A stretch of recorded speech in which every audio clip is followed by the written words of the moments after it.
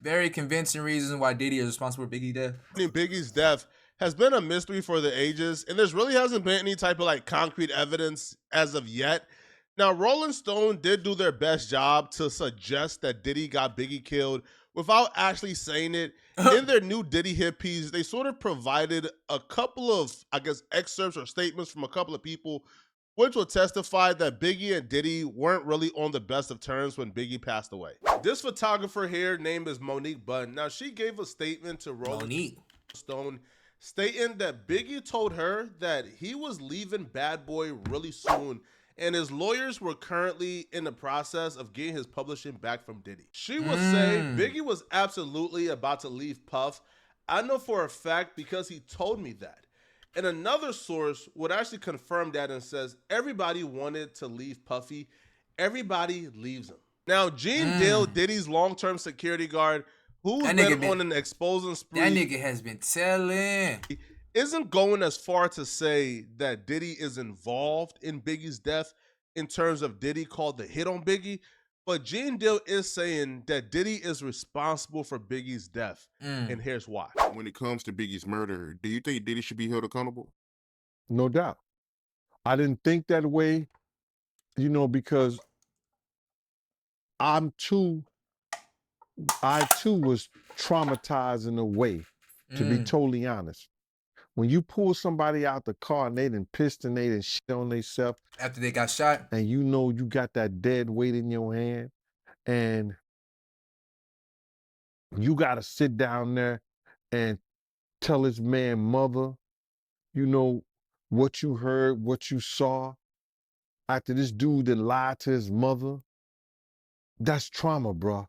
Just in case it's not obvious by now, Gene Dill was the security guard on duty who pulled Biggie out the car, as he just stated, and he actually drove Biggie to the hospital as well. Now, here's the thing. Gene Dill is traumatized for having to watch Biggie die, and he blamed Puff. See, according to Gene Dill, in multiple other interviews, he claimed that Puffy was terrified, and Puffy felt like if he sacrificed Biggie to the LA Wolves, they would be content and not really chasing get back or revenge anymore, because Biggie would be the revenge. So, but he's the one that hired. Okay. According to Gene Dill, Diddy purposely brought Biggie to LA, and he didn't call a hit on Biggie, but he knew that somebody would get Biggie when Biggie get to LA. Damn. So he just brought Biggie to LA and made Biggie open season for anybody who wanted revenge to get Biggie. For Tupac, because did Tupac die first or Biggie die first? Hold on. Did Tupac die before Big? Yeah. Tupac died in 96. 97% of those people would say he had no business in LA at that time. We all knew that. Why would Puff rent studio time? Come on, man. Look, you got to look at what people do, man. Pac just got killed. It ain't no kind of business Big was doing. Big couldn't even walk. He couldn't run. They was pushing him around in a wheelchair, brother. Why the hell would you rent studio time at LA for him to finish your album when in fact you got your own studio, Daddy's house? Let's keep it a buck. Let's stop this bullshit, man. Let's stop doing these interviews, man, about this shit. Because people ain't getting it. He did not want the beef with the Crips. Puff ain't want the beef with the Dog Pound, Snoop them or whatever. Big started that beef. You understand what I'm saying? Puff ain't want none of that beef. So what I'm going to do is... What you gonna do? Y'all want the sheep? I'm going to put them out the pasture. Catch them if you can. If you the wolf, if you got that wolf in you, catch them if you can. That's why the Monique Bunn statement is so important, because this time last year... That nigga Diddy ain't never getting out, bro. I guess there's no time for karma, bro. It's gonna come when it comes. There's so many people in this world that done so many wicked shit. They always get their end. When a lot of us heard that particular theory, we Even if you don't think though, they still do. said, well, that's dumb. Like, that's just stupid. Like, why would Diddy want Biggie dead when Biggie was Diddy's biggest artist, when Biggie was making Diddy millions of dollars?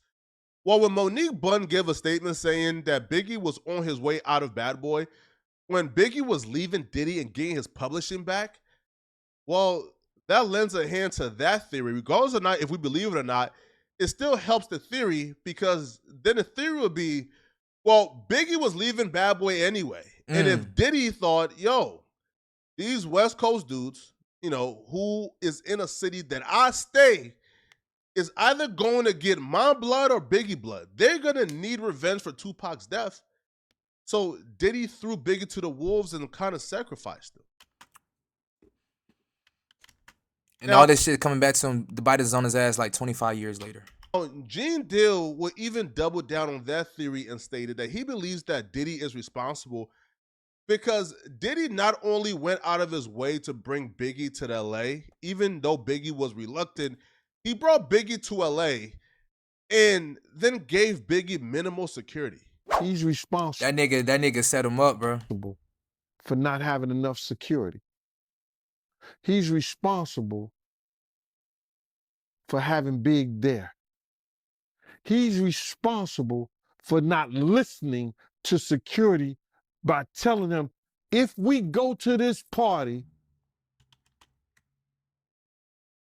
Upper cell, I'm good, bro.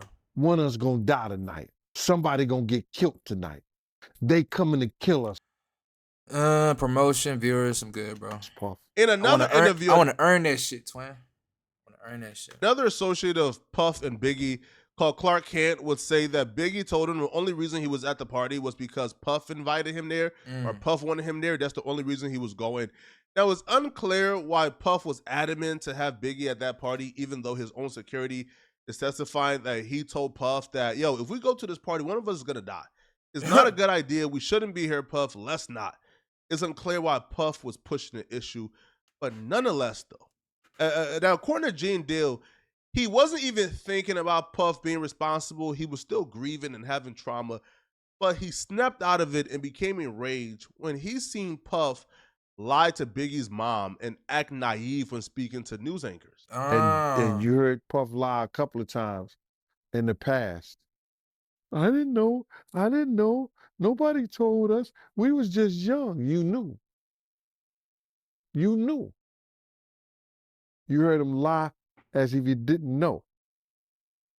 And then he put his boys, Mark Pitts and Wayne Barrow, right over there in Miss Waller's ear. Whereas that she should have been filing a lawsuit against Clyde Davis and Arista and Bad Boy Records for the death of her son. Because they did not have the proper security for the Notorious Big. In the height of what was determined the East Coast, West Coast war. Let's talk about that. Tupac Shakur's death about 6 months ago. Yeah. Jason Jill kind of showed how vulnerable rap artists are. Yes. Did Biggie at all feel that his life was in danger? He never told me, I can only speak, he never told me he felt that his life was in danger. We always, me and him, we always had conversations, and I'm very close with God, and through our relationship, I was trying to... When niggas be saying God, bro, they lying, bro. Stop using God's name, bro. Show him how God is his friend. Oh my gosh. And he was taking in God as his friend, you know. It was a gradual... That nigga lying so good, thing. bro. When niggas use God, bro, you can get away with anything. I'm telling you, bro. People don't care if it's a lie or not. I swear, that one thing, bro, religion and God, bro, you can just over everybody. And put that big ass wool over their eyes. He started understanding. He even had got a scripture, you know, tattooed on his arm, and I have this medallion of Jesus that he went and he had got the same medallion of Jesus. What did the scripture say? It said, the Lord is the light of my life. Whom shall I fear? The Lord is my salvation. Whom shall I be afraid? When the wicked, even my enemies and foes, came to eat upon my flesh, they stumbled and fell. That's the bullshit Gene Deal was talking about. On God, bro. Bro, Puff is speaking to this news reporter in his manufactured soft tone, just lying out. That nigga lying his so teeth. good, I believe it. Bro, Biggie had an album talking about death. Like, Biggie, you know, apparently knew like his life was in danger. According to Gene Deal, he told Puff, everybody was aware that when we go to this party, our life is in danger. And it was Puff who made the executive decision to override security and go to that party. But according to Puff, this was all a blind side. He didn't know nothing. And according to Puff, bruh, he was the one who introduced Biggie to God. What? Do y'all know who Biggie's mom is? Puff, I can guarantee you, Puff, you ain't the reason why Biggie was a Christian. Like, you ain't the reason why Biggie had a close relationship with God, bro. Biggie's mother is literally one of the most profound praying women you would ever meet. It's just BS, man. On God. All right, And it sound good, now too. listen, man. I don't know if Puff is involved. I really can't speak on it all. I don't know. All right. But what I will say, man, I believe it. is there's a lot of bad things surrounding Puff's name, man. I hope he clears it up, right? But speaking of mysterious rumors and bad things, click on this video right here to find out why Cardi B went berserk. We good on that. Okay, Flacco, he's gonna get better and better with this